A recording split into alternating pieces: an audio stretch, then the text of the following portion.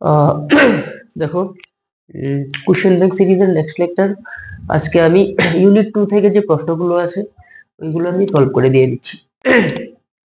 তো বেশি প্রশ্ন নেই, এগুলো সলভ করলে আমার মনে হয় না এগুলো থেকে আসবে, আরো কিছু করতে হবে, আমি করিয়েও দেবো। ঠিক আছে, কি বললাম? তো দেখো, স্টার্ট করছি। কার্শফের প্রথম সূত্রটি যে সংরক্ষণ সূত্র মেনে চলে। ঠিক আছে, তো ফার্স্ট, কার্শফের প্রথম সূত্র কি সংরক্ষণ সূত্র মেনে চলে? আধানের সংরক্ষণ সূত্র মেনে চলে। ঠিক আছে, কি বললাম? আর এক্সামে যদি আসে যে কার্শফের দ্বিতীয় সূত্রটি আহ, কোন সংরক্ষণ নীতি মেনে চলে, তাহলে লিখবে শক্তি সংরক্ষণ সূত্র। ঠিক আছে, ফার্স্ট, প্রথম, তো বললামই, সরি, আধানের সংরক্ষণ সূত্র। দ্বিতীয় সূত্রটি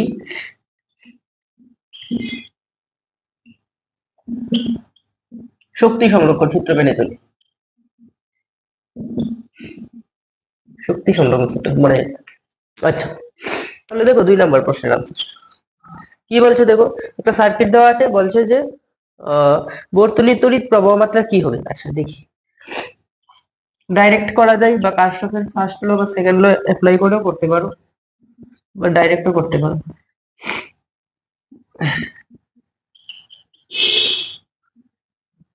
কত এটা? 20 ওহম, এটা 10 ওহম, এটা 2 ভোল্ট। ঠিক আছে, কি বললাম? আচ্ছা, আহ যে কোনো একটা ব্যাটারি থেকে কারেন্ট বের করো। ধরো এখান থেকে কারেন্ট বের করলাম আমি আই, এটা বড় দেখে, তার জন্য থেকে কারেন্ট এখান থেকে এক্সিট করলাম, এন্টার করলাম। আচ্ছা দেখো, তো প্লাস মাইনাস এইভাবে, ঠিক আছে, এন্টার করলে প্লাস, এক্সিট করলে মাইনাস। দেখো, কারেন্ট যদি এইভাবে আমি বের করি তাহলে এইভাবে যাবে, এইভাবে যাবে, এইভাবে যাবে, এইভাবে কি আবার এইভাবে। মনে রাখবে, যেই ব্যাটারি থেকে তুমি যতটুকু পরিমাণ তড়িৎ প্রবাহ এখানে বের হয়েছে, ঠিক ততটুকু পরিমাণ তড়িৎ প্রবাহ ওই ব্যাটারিতে গিয়ে আবার এন্টার করতে হবে, নইলে সার্কিট ভুল হয়ে যাবে। ঠিক আছে, আর একটা কনভেনশন এটা। ঠিক আছে, এটা অনেকে এই সার্কিট অনেক রকম ভাবে সলভ করে, সব রকম ভাবেই ঠিক আছে। ঠিক আছে, আমি যেটা ফলো করি যে আমি এন্টার করলে প্লাস আর এক্সিট করলে মাইনাস। ঠিক আছে, বা অনেক সময় এইভাবে বলে higher potential to low potential গেলে মাইনাস। আচ্ছা বাদ দাও।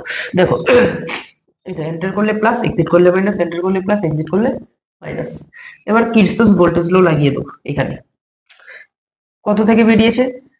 5 ভোল্ট থেকে বেরিয়েছে, +5 ভোল্ট থেকে। ঠিক আছে, আচ্ছা, plus two negative, plus two মাইনাসে গেল কারেন্ট, তার মানে minus.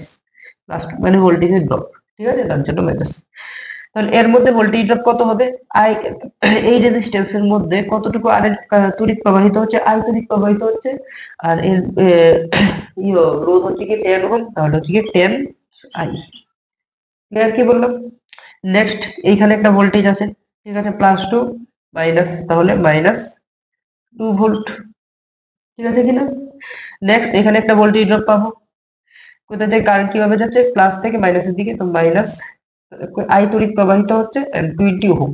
the voltage v is equal to I আর, তো 20 into I equals to কত? 0। যদি এখানে ক্যালকুলেশন করো, 5 minus 2 হলো গিয়ে 3 equals to এখানে 30 I, তাহলে I is equals to কত হয়ে যাবে? 0.1 অ্যাম্পিয়ার।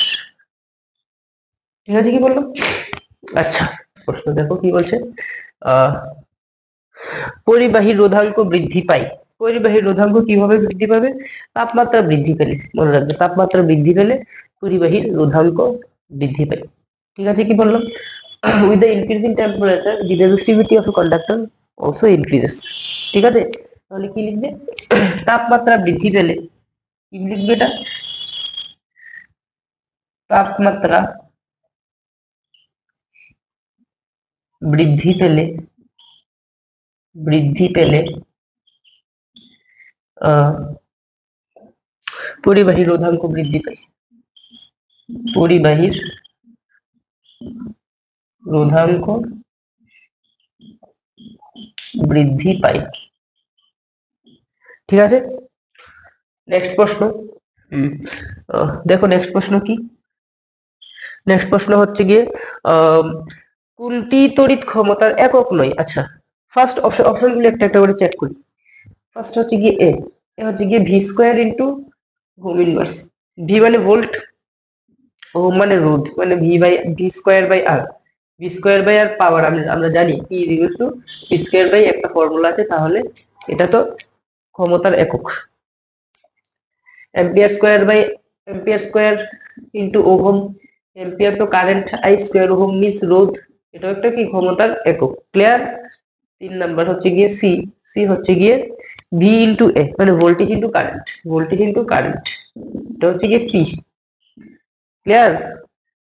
আচ্ছা, নাম্বার 4 ডি, কি হবে ভি বাই আই, এটা না, এটা হচ্ছে গিয়ে রোধের একক, ভি ইকুয়াল টু আই আর। ঠিক আছে না? তাহলে এটা ক্ষমতার একক নয়। ক্লিয়ার কি বললাম?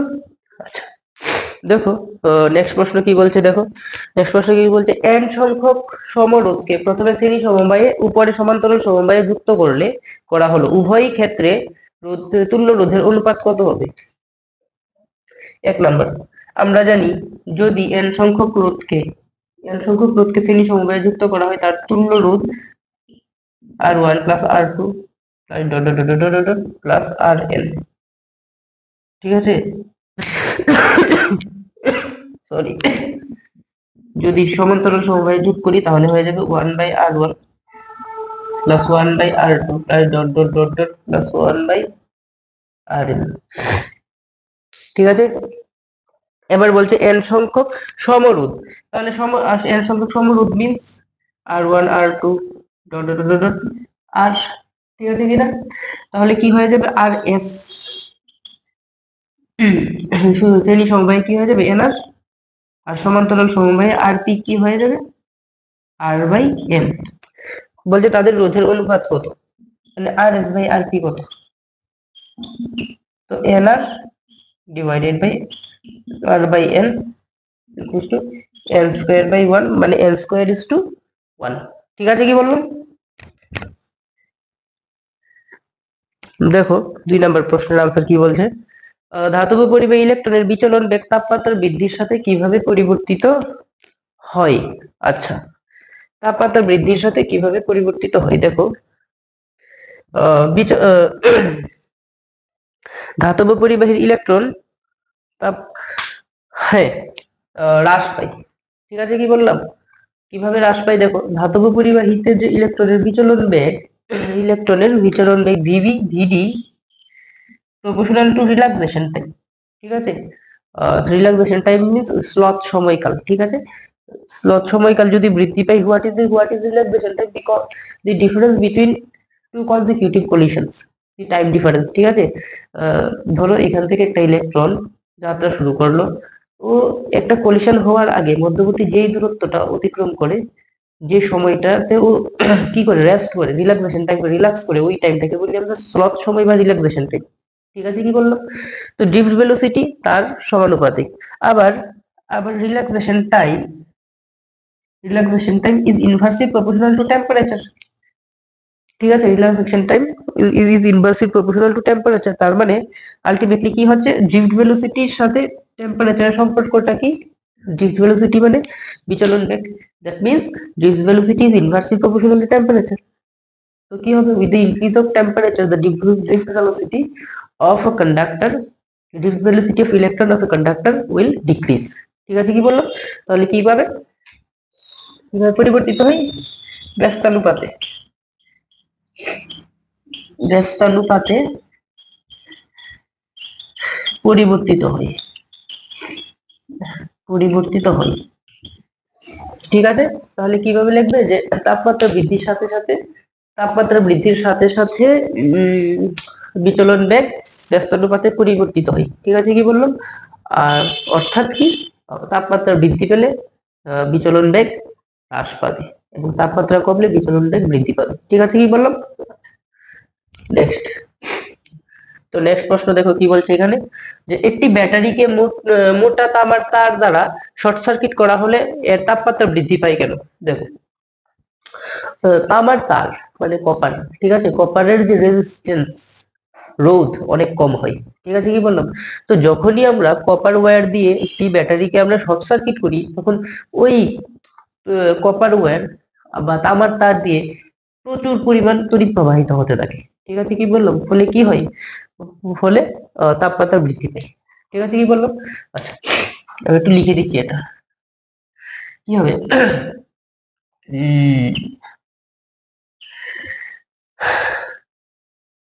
মোটা তামার তার দ্বারা, মোটা তামার তার দ্বারা ব্যাটারিকে ব্যাটারিকে শর্ট সার্কিট করলে শর্ট সার্কিট করলে ব্যাটারিকে শর্ট সার্কিট করলে ব্যাটারিকে শর্ট সার্কিট করলে তামার তার দিয়ে তামার তার দিয়ে প্রচুর পরিমাণে তড়িৎ প্রবাহিত হয়। তড়িৎ প্রবাহিত হয়, ফলে ফলে তাপমাত্রা বৃদ্ধি পায়। তাপমাত্রা বৃদ্ধি পায়। ঠিক আছে, কি বললাম? দেখো নেক্সট প্রশ্ন কি বলছে। এই একটা গ্রাফ দেওয়া আছে, ঠিক আছে, বলছে এখানে এই গ্রাফের ঋণাত্মক রোধ বিশিষ্ট অঞ্চল চিহ্নিত করো। ঠিক আছে, গ্রাফটা আমি আবার আঁকছি, একটু তো পারফেক্ট আঁকা যায় না। A B C D. আচ্ছা, মনে রাখবে এই গ্রাফটাতে, ঠিক আছে, এটা হচ্ছে কি ভোল্টেজ, এটা হচ্ছে কি কারেন্ট। এই জায়গাটা, ঠিক আছে, এটা হচ্ছে কি ঋণাত্মক রোধ বিশিষ্ট অঞ্চল। ঠিক আছে, কি বললাম? ঋণাত্মক রোধ বিশিষ্ট অঞ্চল। এই জায়গাটা হচ্ছে গিয়ে ঋণাত্মক রোধ বিশিষ্ট অঞ্চল। আর এই জায়গাটা হচ্ছে গিয়ে, এই জায়গাটা অরৈখিক অঞ্চল। অরৈখিক অঞ্চল। এক্সামে অলরেডি এটা একবার এসে গেছে। ঠিক আছে, কি বললাম? তো এতটুকুই কোশ্চেন ব্যাংকের মধ্যে প্রশ্ন দেওয়া আছে, 1 মার্কের MCQ and VSA, very short type question. ঠিক আছে, কি বললাম? আর কয়েকটা সার্কিট দেওয়া আছে, এগুলো আমি করে দিচ্ছি। ঠিক আছে।